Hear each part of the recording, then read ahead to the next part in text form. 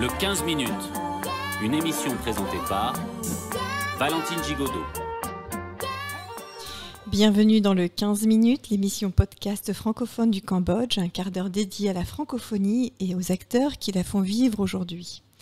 Cet après-midi, nous avons la chance d'accueillir Sir Esme Kebin, PDG fondateur de la société Confluence Asie et tout nouvellement réélu président de la Chambre de commerce française au Cambodge. Bienvenue Sir Esme. Bonjour et merci Valentine. Vous êtes d'origine franco-khmer et vous avez fait le choix en 2001 de venir construire votre vie professionnelle ici, au Cambodge, le pays de votre père. Au cours de ces 20 dernières années, vous avez contribué à la création d'une dizaine d'entreprises avant de créer Confluence Asie en 2015. Ensemble, aujourd'hui, nous allons évoquer votre parcours, votre attachement à la francophonie du Cambodge et à votre engagement associatif au profit des entreprises françaises.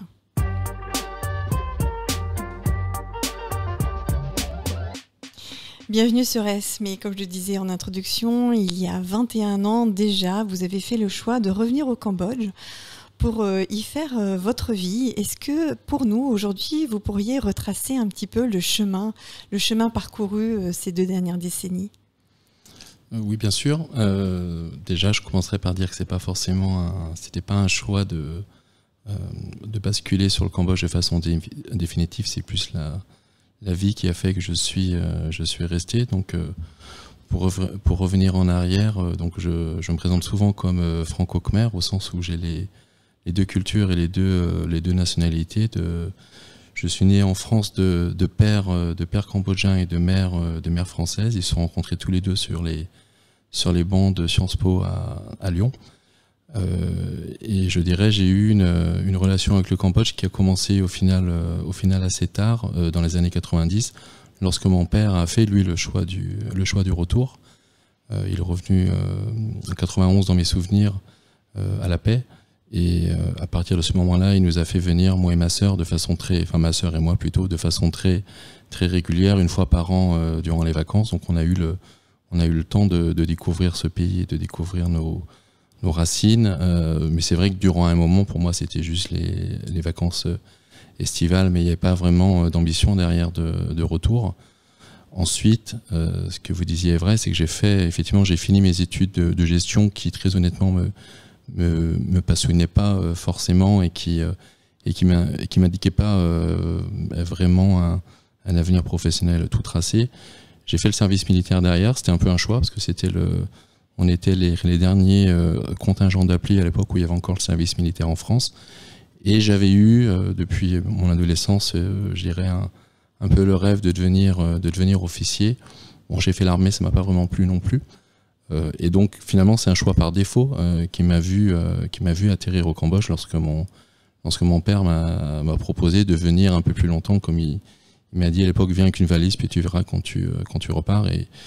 Et dans les faits, je suis jamais reparti. Donc. Ça a dû être quand même assez difficile, un lieu de vacances qui était aussi un lieu en reconstruction, de pouvoir y construire sa vie. C'est vrai que ça a été sans doute au jour le jour, mais quel a été votre parcours ? Alors, pour être très, très transparent, je dirais que quand je suis arrivé, j'ai passé vraiment les premiers mois, voire la première année plutôt à redécouvrir le Cambodge, mais le redécouvrir pas en tant que touriste saisonnier, mais en tant qu'expatrié, en tout cas à l'époque. Donc vraiment faire le tour du pays et faire un maximum de rencontres et beaucoup m'amuser. Et ensuite, au fil des rencontres, j'ai eu l'opportunité effectivement de plus voir ce que je voulais faire. Donc j'ai quand même essayé de travailler, parce qu'il faut imaginer, j'avais 24 ans, donc je savais pas faire grand chose comme beaucoup de personnes de 24 ans. J'avais un CV qui était quasiment vierge. Et à l'époque, le Cambodge des années 2000, il faut imaginer que pour ceux qui étaient là, c'était pas le Cambodge aujourd'hui. Il y avait beaucoup d'offres d'emploi, mais qui étaient des offres d'emploi que je qualifierais de techniques.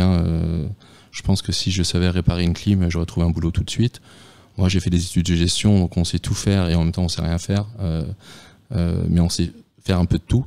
Mais en général, on confie pas ce type de responsabilité à quelqu'un de 24 ans. Donc j'ai pas réussi à trouver un travail tout de suite, j'ai pas non plus trop forcé pour être honnête, Et en fait, assez vite, j'ai eu des opportunités qui sont venues frapper à ma porte et je me suis lancé dans les affaires toujours avec des partenaires, souvent avec des gens qui savaient ce qu'ils voulaient faire, qui avaient, je dirais, la compétence technique, mais qui avaient le besoin d'avoir quelqu'un qui connaissait bien le pays avec eux. Et je connaissais pas très bien le pays, mais je leur faisais croire au départ que je connaissais très bien, et ça m'a permis de me lancer. Mais au fur et à mesure des aventures, évidemment, j'ai de plus en plus bien connu le pays, et donc ma valeur ajoutée sur chaque projet était plus importante. Vous avez en effet participé à la création d'entreprises dont le nom résonne encore aujourd'hui, Khmer Dev, Le Petit Journal. Vous avez même lancé des boutiques de lingerie au BAD, des guides pour les sorties, 2 agences de communication, dont la première agence digitale du pays. Un chemin qui vous a quand même amené à acquérir et à accumuler beaucoup d'expérience. Qu'est-ce qui fait qu'en 2015, vous décidez de créer Confluence ? Alors en fait, ça a commencé, j'irais bien avant. Ça a commencé 2 ans avant, lorsque j'ai eu la bonne idée de me marier. Et un mariage au Cambodge, pour ceux qui nous écoutent, ils le savent, ça a un coût. Et pour financer ce mariage, j'ai dû faire une sorte de bilan financier de ma vie professionnelle. Et quelque part, être actionnaire d'autant de sociétés, alors plutôt quand même des petites sociétés, hein, c'était des structures avec... alors que Khmer Dev était une exception, mais en général, c'est 5-10 salariés. Être actionnaire minoritaire, actionnaire non stratégique, ça veut dire sans avoir un vrai poids sur les prises de décision, et être un actionnaire non salarié, ça veut dire être rémunéré uniquement sur les éventuels bénéfices de l'entreprise. Ça signifie que financièrement, c'était pas forcément le ou la panacée. Ça, c'est une question, est-ce qu'on dit le ou la, mais c'était pas l'idéal. Et donc assez vite, je me suis quand même rendu compte qu'il fallait que je me crée une entreprise à moi qui correspondrait à mes qualités et qui me permettrait tout simplement de gagner ma vie. Et au final, ce que je faisais avec ces sociétés, c'est-à-dire être le lien local, être le référent, être celui qui permet à ces structures de bien démarrer sur le marché cambodgien, quelque part, c'est ce que je fais aujourd'hui à Confluence. Donc ça a été une suite assez logique. Aujourd'hui, Confluence, c'est une vingtaine de personnes, de nombreuses entreprises accompagnées, voire parfois abritées. C'est vraiment une très belle réussite. En préparant l'émission, on a échangé aussi sur l'importance de la langue française pour ces entreprises et pour Confluence. Est-ce que vous pourriez partager votre point de vue sur la langue française et la francophonie au Cambodge ? Oui, alors si je parle de notre exemple à nous, Confluence, on n'a pas que des clients français, mais on a encore aujourd'hui une majorité de clients français, alors que ce soit des entreprises de France ou des entreprises françaises de la région, qui soient basées en Thaïlande ou Vietnam. Et c'est vrai qu'on se rend compte qu'avoir la possibilité dans nos équipes d'avoir du personnel francophone, c'est un gros plus. On pourrait travailler en anglais, et on le fait d'ailleurs, mais dans la relation personnelle qu'on arrive à créer, qu'on doit créer avec nos clients, et c'est vraiment essentiel pour nous, le français a une importance qui est avérée, et c'est vraiment ce qui nous permet à nous de confier des projets à certains de nos salariés cambodgiens parce qu'ils parlent le français et qui peuvent avoir un échange direct avec nos clients et avoir une compréhension culturelle aussi avec ce que veulent nos clients. Encore une fois, on pourrait le faire en anglais, mais c'est véritablement un plus pour nous. Et quand on a échangé ensemble, Valentine, c'est une réalité aujourd'hui sur le marché de l'emploi au Cambodge. Quand on recherche des ressources francophones formées, en réalité, il n'y en a pas tant que ça.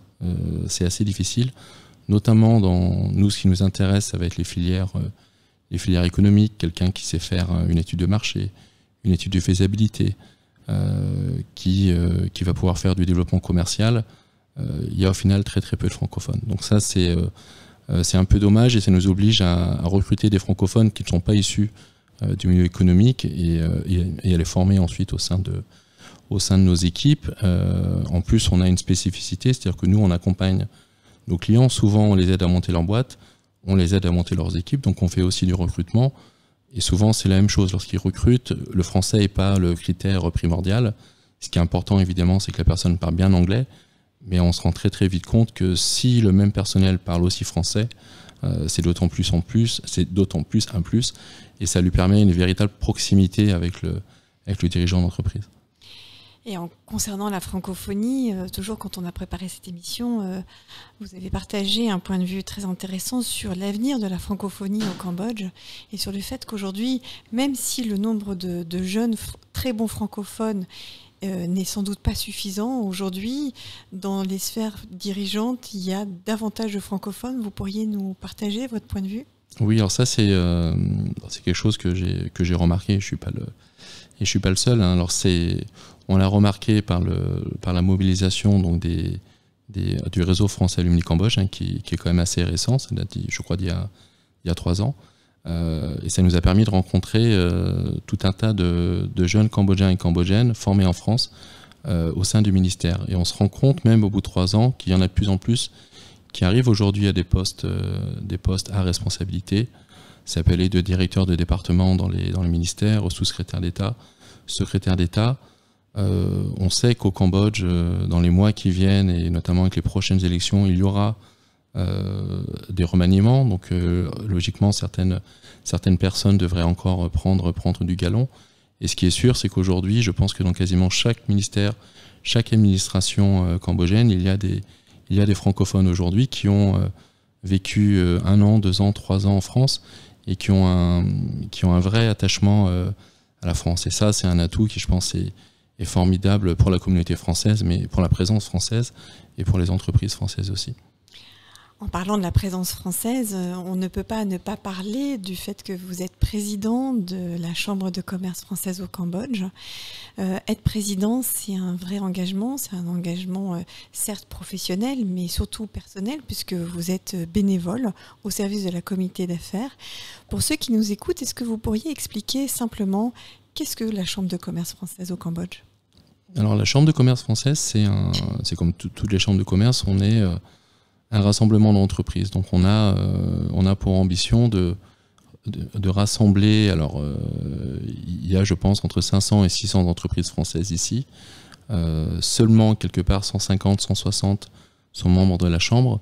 Ce sont des entreprises de toute taille. Il y a des groupes internationaux, il y a aussi qu'on appelle ça des entreprises individuelles qui représentent une seule personne. Nous, notre mission, c'est véritablement de les rassembler, de faire en sorte que les gens se connaissent, de faire en sorte que les gens travaillent ensemble, faire du partage d'expérience et quelque part défendre les intérêts de la communauté d'affaires française.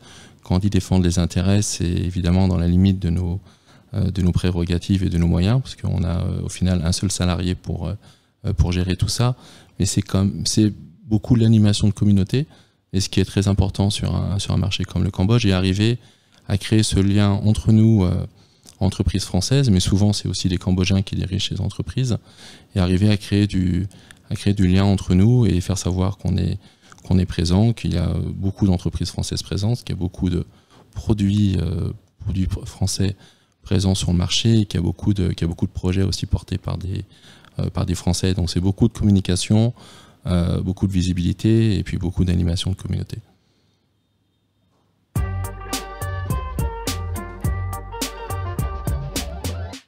Le 15 minutes, l'émission podcast de l'Institut français du Cambodge touche déjà à sa fin. Je tiens à remercier chaleureusement Soreas Mekebine d'avoir pris le temps aujourd'hui de partager son parcours, son regard sur la francophonie et sur le monde de l'entreprise francophone du Cambodge. Merci à Maud Ambroise et à Siobhan Ten pour la réalisation de ce podcast. Vous pourrez retrouver cette émission sur notre page Facebook, notre chaîne YouTube et le site internet. Et n'hésitez pas à la partager. À bientôt.